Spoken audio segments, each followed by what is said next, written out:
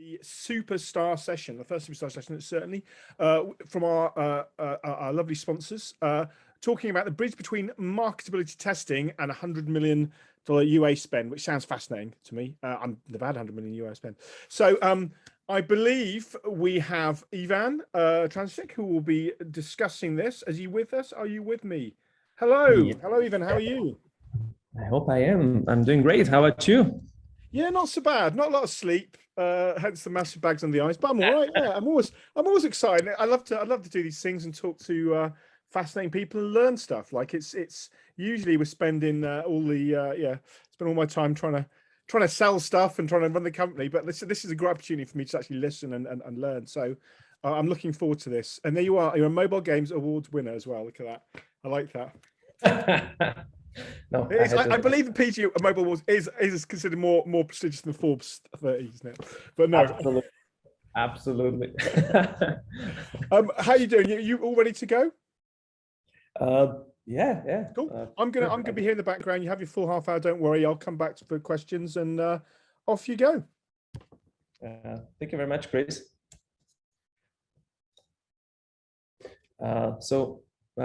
Nice to meet you, everyone. I'm Ivan. I'm founder and CEO of SuperScale, and I consider myself a game growth enthusiast. It's basically something that I'm doing with passion all of my professional life. So I'm very happy to actually, after a long 18 COVID months, be back at BGC track. So yeah, I guess it's like riding a bike, but let's see. It's obviously be different. Not seeing you all and not able to interact that directly, but yeah, let's see how it goes. So you can obviously write me my email or a tweet. I'm sometimes there, and so a bit about us. So we are a game growth platform, and our goal is to identify growth opportunities within the game and across all the game verticals, whether it's on UA side or LTV side. And then essentially work closely with our partners to implement and unlock this potential. What's kind of interesting with our concept is that we really work with studios and games of all sizes, from small indie studios like Nimblebit up to big fish and EAs of the world. Our only metric or concern for partnership is the growth that we can unlock. So this is what we do for 5 years already this time. So a bit of a glimpse what we're going to talk about. This is a concept that I'm going to introduce to you guys that we found very useful in last couple of years, and still, let's say, not very widely implemented as far as we can tell. And essentially talk about a bit more how to create a holistic growth-oriented go-to-market strategy from the concept through pre-production, production, testing, soft launch, global launch, and going on, and why it is important to essentially avoid some gaps and do these iterations as continuously as possible. We're gonna show, like, what's the usual approach to this. To the go-to-market strategy from concept to launch, and argue like why we think that's the full lifecycle one is the one you should consider for your next title. So why you should be on this call and why you should listen, and why there's some value for you. So as probably you know, developing a scalable mobile title, it's shooting and moving target. The production time could take quite a bit, and essentially you're hoping that a couple of years from now, when the product is finished and scalable, you can spend profitably. So the thing that we'll focus on is how to de-risk the strategy as much as possible, how to save a significant UA budget throughout the process and in the long run, and how to predictably scale the game and maximize the revenue outcomes through this. So what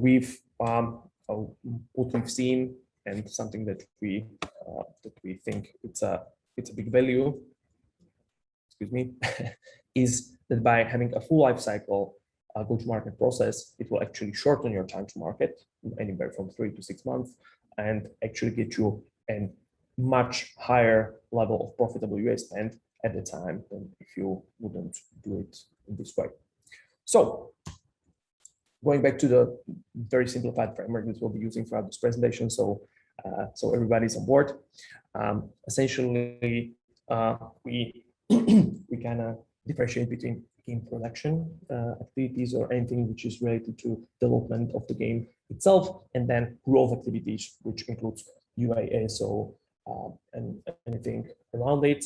And for simplified stages, pre-production, production, soft launch, global launch.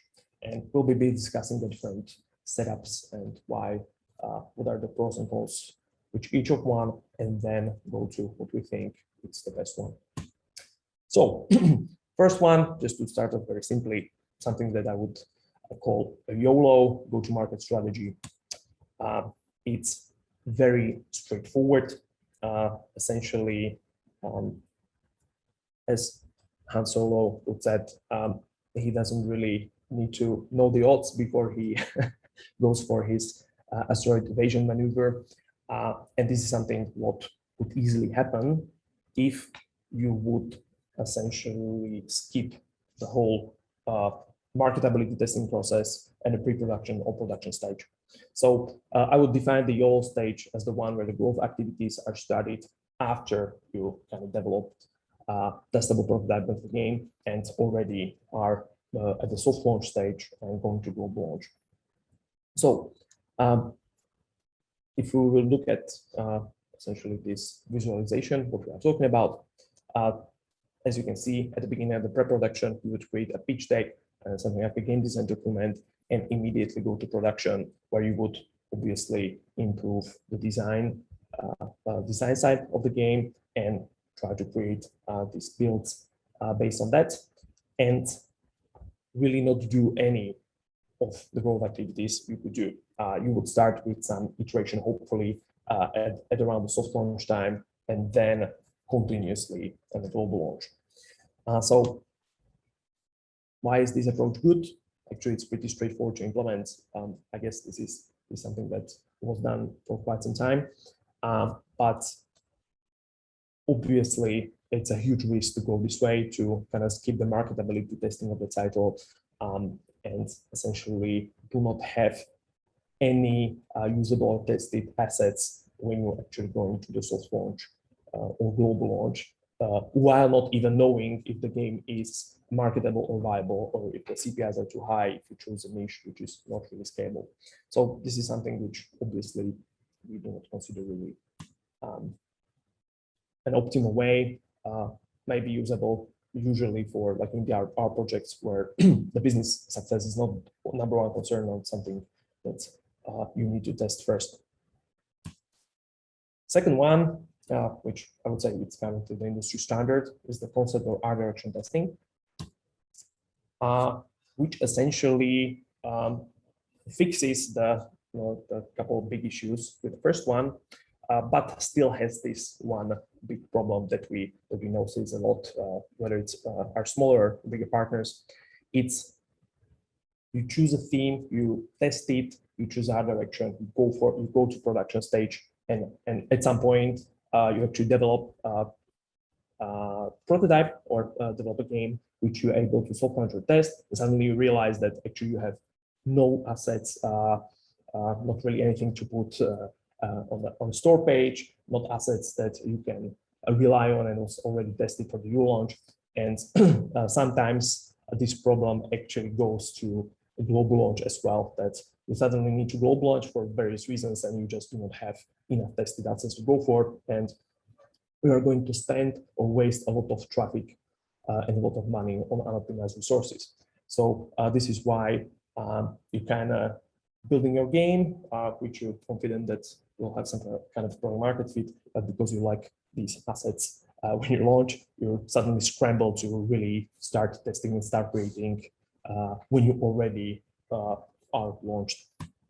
So again, pause the description, you are doing some qualitative and quantitative testing as a part of the pre-production to see if this game or concept of yours makes sense.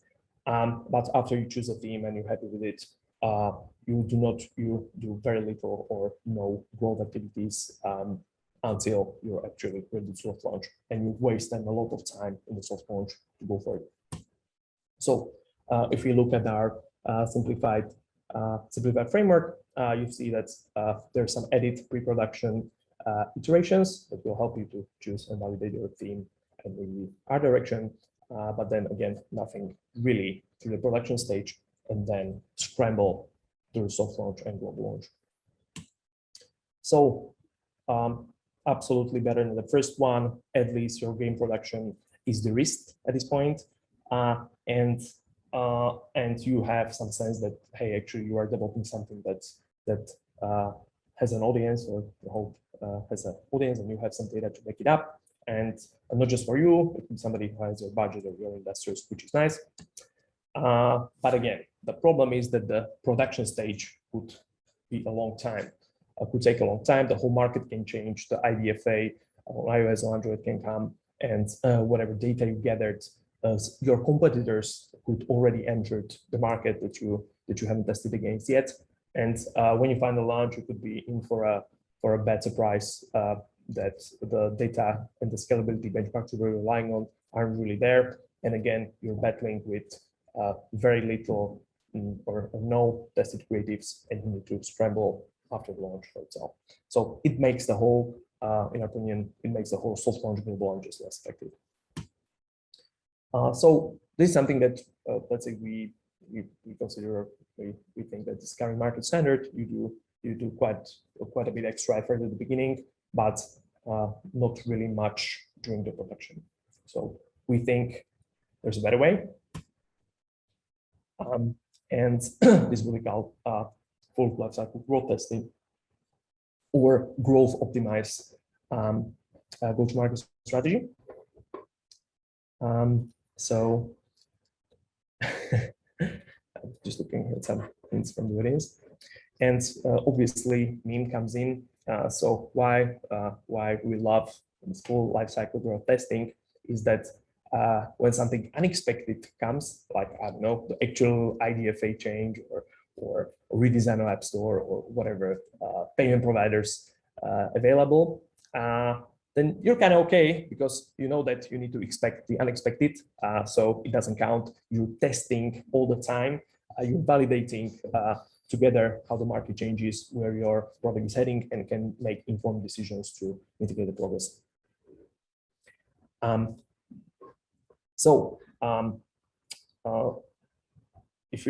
If we put it more concisely, qualitative quantitative testing throughout the whole life cycle, pre-production, production, soft launch, global launch, absolutely seamlessly integrated from the early stage to the get-go.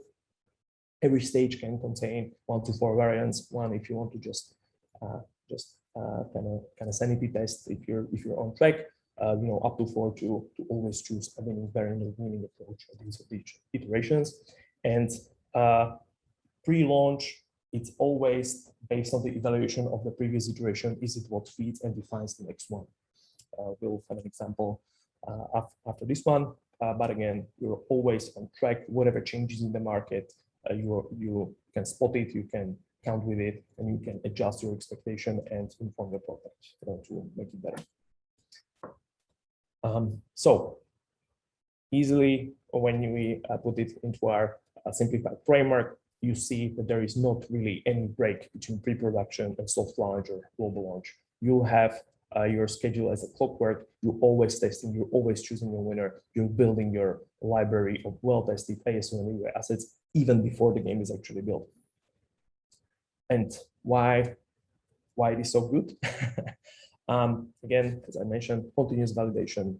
You build the whole library of tested assets, obviously with some approximation, some limitations, as the numbers will differ a bit from the market, but you have kind of your destiny in your hands. Your UA budget is spent much more effectively, because when the obviously we'll need to spend something for the creative testing and iterations, but when the soft launch hits, you're already attracting players on optimized creatives, whether it's on the store or thanks to the UI assets. And one, which I consider very underrated, but actually very crucial, is where it's time to market. You can decrease the necessary time for the soft launch and go to global launch earlier because you already did a bunch of homework and created library of assets during the production, which wasn't really skipped as in the other areas. Cons, obviously, this requires a bit more planning. This requires kind of a thinking ahead with this approach in mind. That's broad budget activities since concept phase, and having the team ready, having the assets, having the resources in sync with the product. So again, something that we've found quite a bit of success with. This is the optimal and business savvy way how to integrate your growth and go-to-market strategy into the game production, and not get any bad surprises when it's easy or expensive to fix it. So that was a kind of roundup. For the last for the remaining couple of minutes, I will show you like a glimpse how does this process look like for the full lifecycle production, especially in the pre-growth stage or pre-launch stage, and what are the kind of the variables, or what is the content of the each iteration that you could think about, and you should design again a perfect go-to-market strategy and the rule support that goes with it. So again, as we see, we're testing all the time in conjunction with the production. When you're looking at an early stage, at the beginning, before you just flip a coin, as was in the first minutes, and or imagine a theme, you'd like to test it. So let's see what the combination of core and meta game could be a good or better fit for this. Let's create a couple of variants and test it. Then if we have it, let's go to the theme testing. If we see a winning team or something that resonates with the audience, let's go to the art direction testing. And once we have this combo, so we believe we have some data and we made informed decision, what kind of combination of gameplay, theme, art direction we're going for, then we still have a lot to test.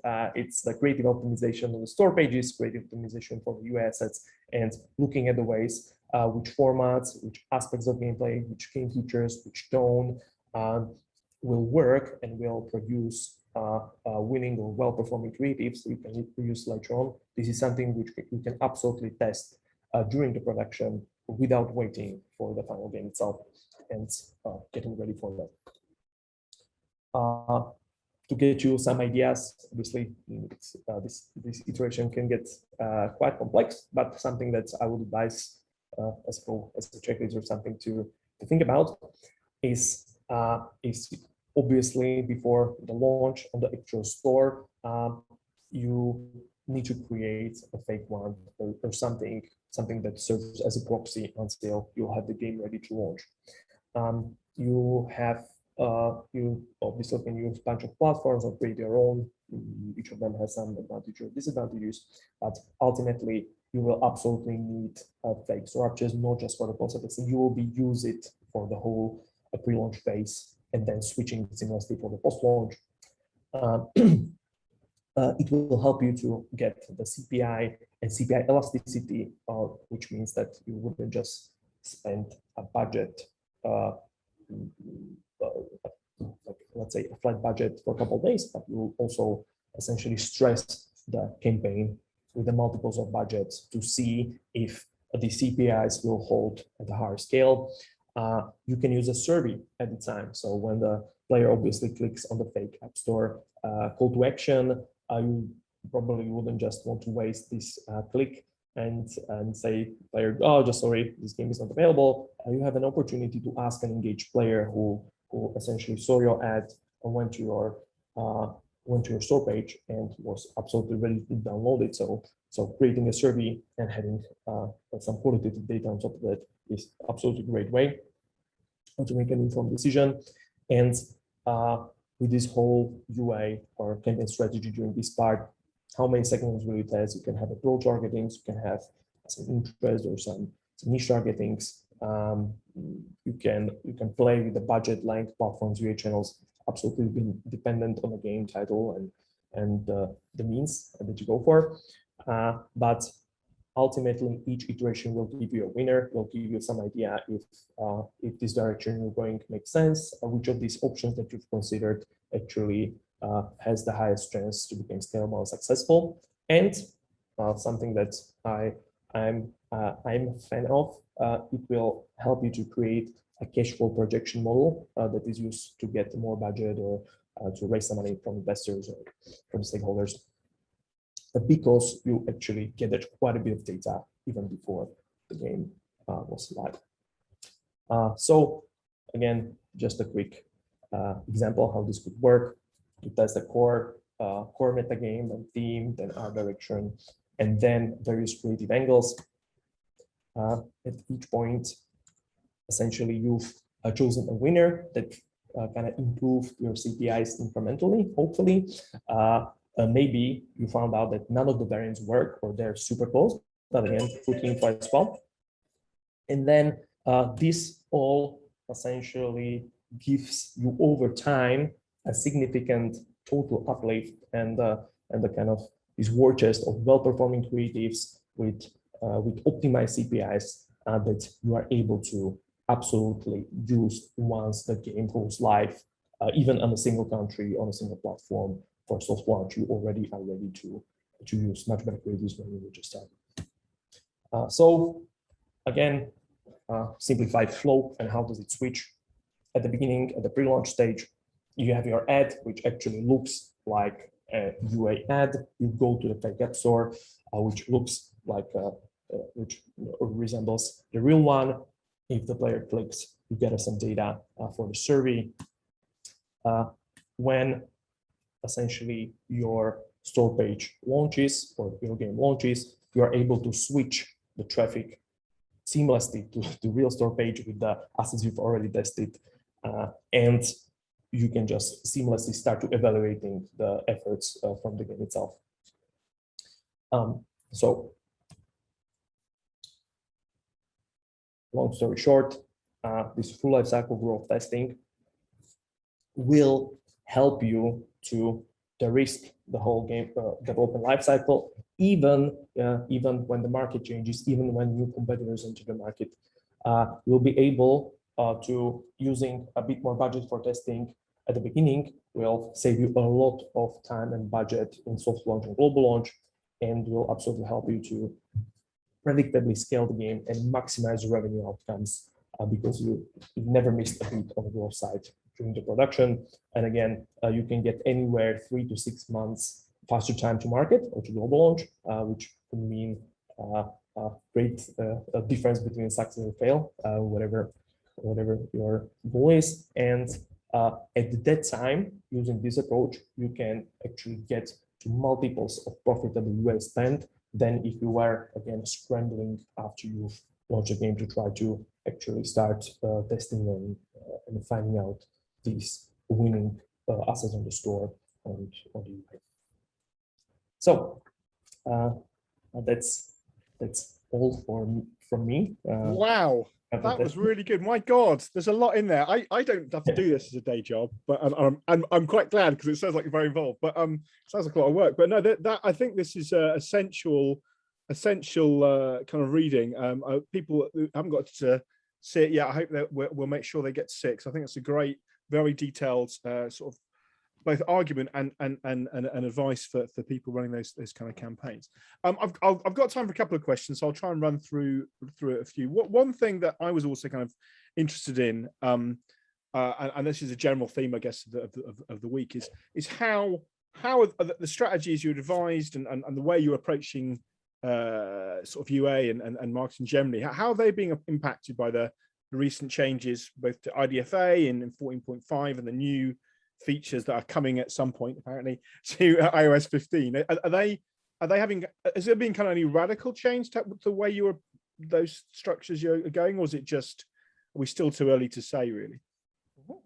Yeah, so thank you, Chris, for this. So this is absolutely something that actually we'll be happy with our partners that we have this ongoing testing even during these productions in mind, because again, you could test it. Obviously, let's say the general theme or the problems with these changes, you can let's say know they are coming. You know they will impact you somehow, but you know how much will be, you know, will your CPS skyrocket 5 times, or for your game it won't be that much. If your strategy is to go, you know, more broad and, you know, do not rely that much on top spender hunting, will you be okay? So in this sense, if you're talking about the pre-launch strategies where you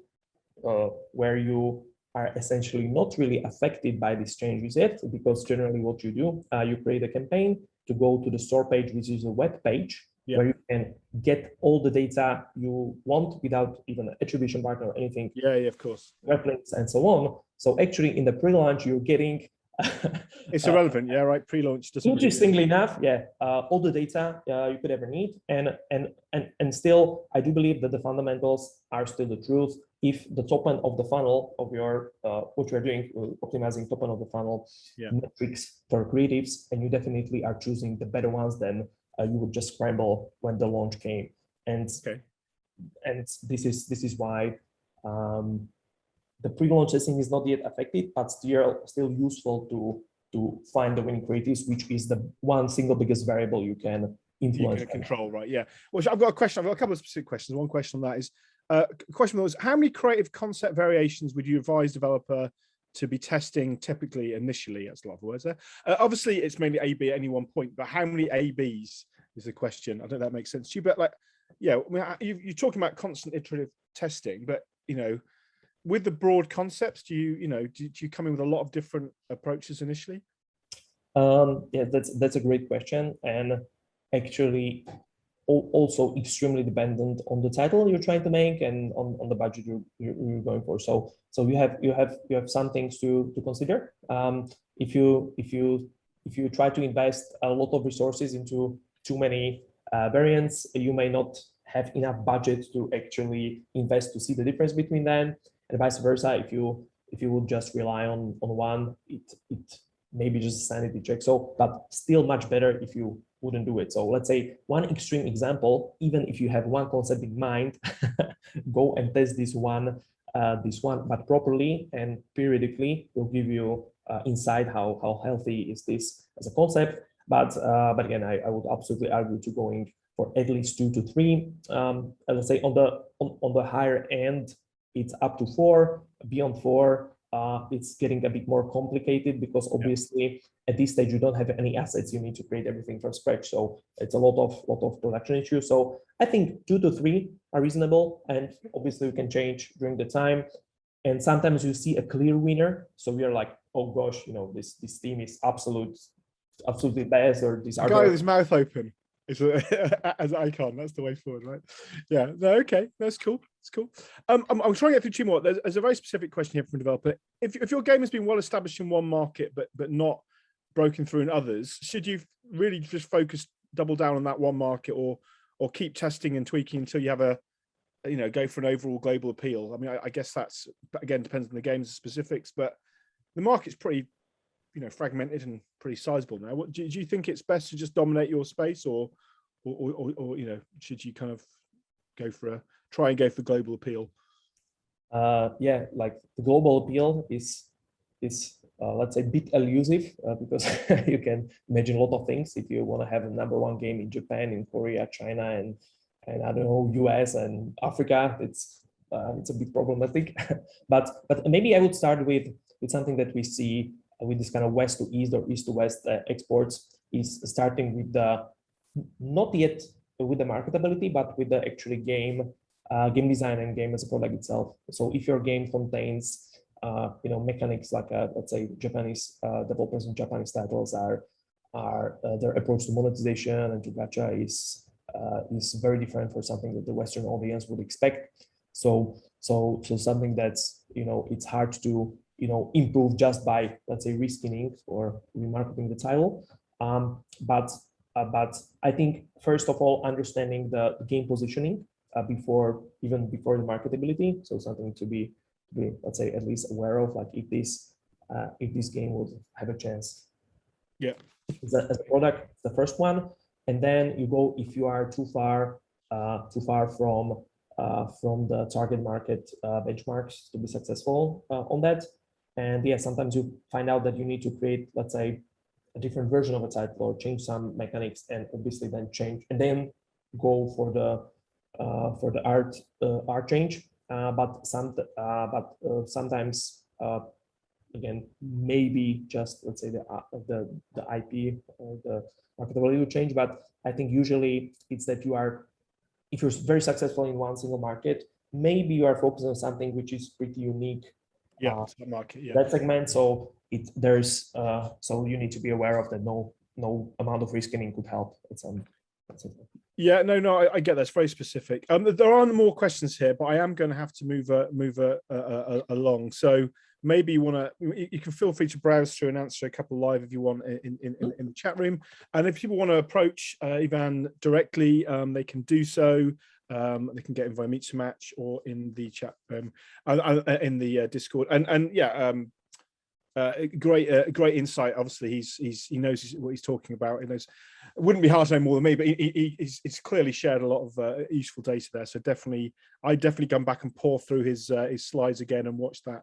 Thank you so much, Ivan. Thank you for sponsoring the track, and thank you for your really informative and really sort of deep dive to kick us off. So I'm going to now send you into the ether and move along to something quite different. Cheers. Thanks, Chris. Bye. And